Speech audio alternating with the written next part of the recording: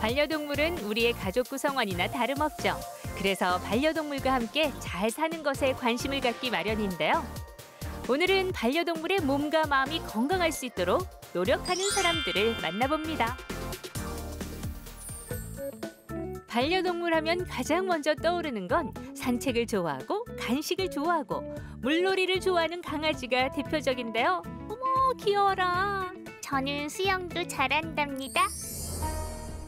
이 반려동물을 대표하는 반려견의 웰라이프를 위해 힘쓰는 학과가 있어 찾아보았습니다. 반려동물을 가족처럼 여기는 페팸종이 늘어나면서 반려견과 반려인 모두의 건강을 위해 생긴 학과, 애견 미용 행동 교정학과입니다. 근데 이건 뭘 배우는 학과인가요? 1인 가구가 증가하고 저출산 고령화로 인해서 반려동물을 키우는 가구가 늘어나고 있는데요. 그에 따라서 반려동물 산업도 크게 성장하였습니다.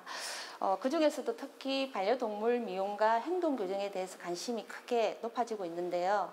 반려동물 미용은 단순히 반려견의 털을 자르는 기능뿐만 아니라 반려견의 건강 상태를 먼저 발견하고 보호자에게 알려주는 아주 중요한 역할을 하기도 합니다. 그리고 반려동물 양육 인구 1,500만 명 시대에 훈련에 대한 정의와 경계선 또한 과거에 기다려, 앉아 등과 같은 사람의 관점이 아닌 반려동물은 가족이기 때문에 가족의 일원인 반려견의 심리 그리고 반려견의 삶의 질에 대해 바라보는 관점으로 확대되고 있습니다. 이러한 시대적 흐름과 요구에 따라서 전국 최초의 4년제 반려동물 대학이 생겨나게 되었습니다. 반려동물 보건학과, 애견미용 행동교정학과, 반려동물 산업학부 두 개의 학과와 한 개의 학부로 전문적인 교육을 바탕으로 전문가 양성에 매진하고 있습니다. 오늘은 반려견이 더 예뻐지도록 반려견이 건강할 수 있도록 미용을 하는 날인데요. 반려견에게 어울리는 스타일링을 고민한 뒤 직접 미용을 해보는 실습이라고 합니다. 반려견과 반려인 모두가 스트레스 받지 않고 강압적이지 않은 분위기에서 미용을 할 수 있도록 진행하는데요. 애견미용에 관심을 가지게 돼서 찾아보다가 이제 전국 최초 4년제 애견미용 행동교정학과가 개설됐다는 것을 알게 되었는데 이제 커리큘럼이 전문가를 양성하기에 탄탄했고 실무 중심의 수업으로 이루어졌다는 점이 마음에 들어서 들어오게 되었습니다. 이론도 중요하지만 실제로 적용을 해보지 못하면 의미가 없다고 생각하는데 시술 수업을 통해서 실력이 빠르게 향상되는 것을 볼 수 있었고 현장감 있는 수업이어서 산업 현장에서 바로 적용할 수 있는데 많은 도움이 되었던 것 같아요. 물온도 체크하시고 수압 조절하시고 만약에 이 샤워기 수압이 강하면 조금 낮추셔야 됩니다. 낮추시고 아이가 싫어하는 친구는 물을 좀 끼얹어서 이렇게 목욕하는 방법으로 하셔야 됩니다. 반려견의 미용을 마친 뒤 피부와 털도 꼼꼼하게 살펴보며 목욕까지 시켜줍니다. 마사지를 해주니 사람처럼 시원해하는 것 같은데요. 눈에 거품이 들어가지 않게 조심조심. 반려동물에게 있어서 목욕은 청결과 위생에 아주 중요한데요. 그 과정에서 사람과의 유대감 형성에도 아주 중요한 시간이기도 합니다. 그러나 잘못된 방법으로 인해서 목욕 방법을 진행하게 되면 미용 못지않게 반려견에게 굉장히 스트레스이기도 한데요. 그래서 반려견에게 강압적이지 않고 차츰 적응을 해서 괴로운 작업이 아니라는 인식을 시켜주는 게 굉장히 중요합니다. 반려견의 목욕을 마친 뒤 빗질은 필수인데요. 털에 묻은 오염물질과 엉킨 털을 풀어내야 피부 건강에 좋기 때문이죠. 그리고 맛있는 간식을 주면 아이들이 목욕에 스트레스를 받지 않겠죠? 얘들아, 건강하게 잘 자라렴. 반려동물을 위한 웰라이프. 이번엔 요즘 많은 사람들의 관심사죠. 반려견의 행동 교정을 위해 훈련하는 곳으로 가봤는데요. 어서 오세요. 여기선 제가 주인공이죠. 네, 여기는 우리 애견미용 행동교정학과 학생들이 자유롭게 비가 오나 눈이 오나 상관없이 훈련할 수 있는 어질리티와 그다음에 복종 훈련을 할 수 있는 훈련 실습장입니다. 네, 오늘은 우리 어질리티 훈련과 복종 훈련을 할 건데요.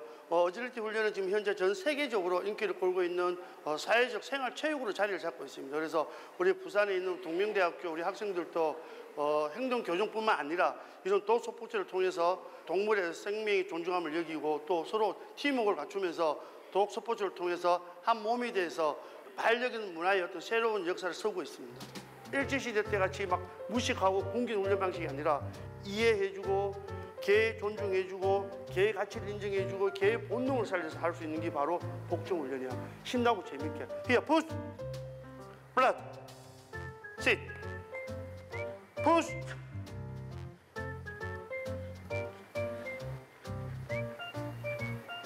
옆에 사람이 있어도 지도수만 보는. Here, push, push,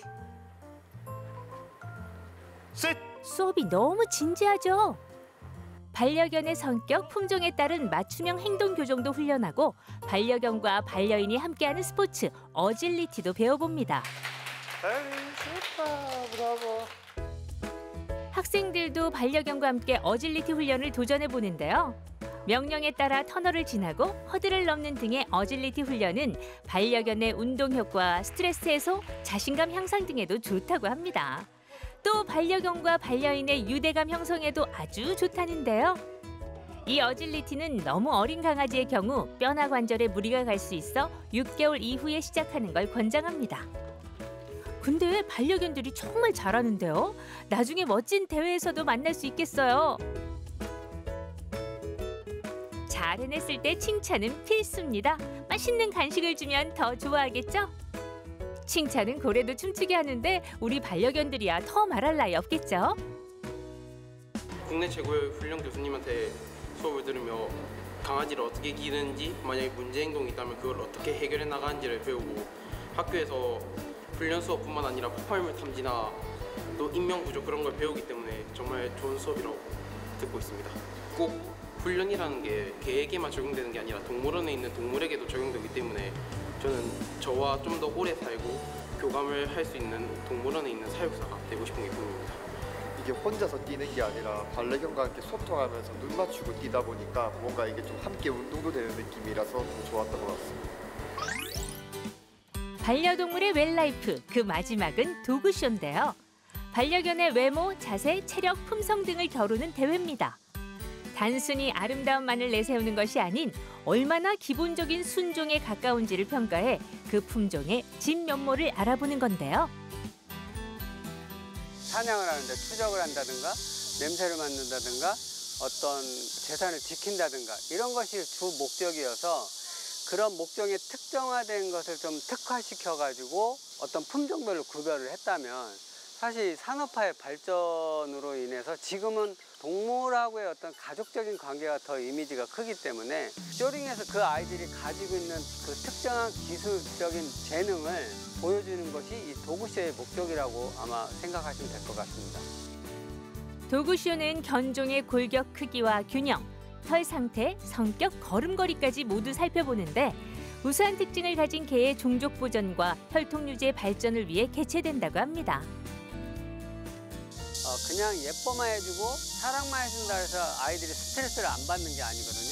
그래서 그런 적절한 운동과 아이들이 가지고 있는 기능을 뭐 실질적으로는 보여줄 수는 없지만 그래도 어떤 비슷한 형태의 어떤 그런 운동의 학습 효과로 인해서 스트레스를 받지 않고 풀어줄 수 있는 사람과 반려견이 함께 할 수 있는 운동 중에 하나의 카테고리라고 생각하시면 좋을 것 같습니다. 반려동물의 웰라이프를 위해 다양한 분야에서 연구하고 배우는 학생들을 만나봤는데요. 생명을 사랑하는 여러분의 열정을 응원합니다.